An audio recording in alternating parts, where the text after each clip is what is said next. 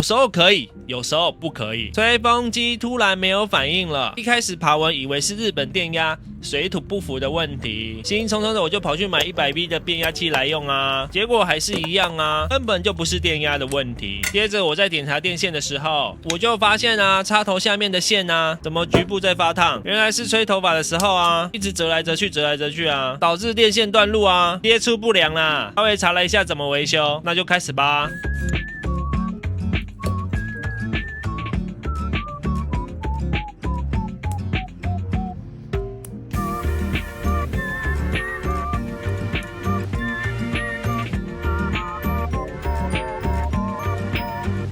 部分的维修啊，都是接线处被弯折过多的问题。如果啊，大家都有这样的问题，一定要确保插头下方那段的电线是垂直的哦。OK， 请关注我，我是周周威龙，不要了个拜。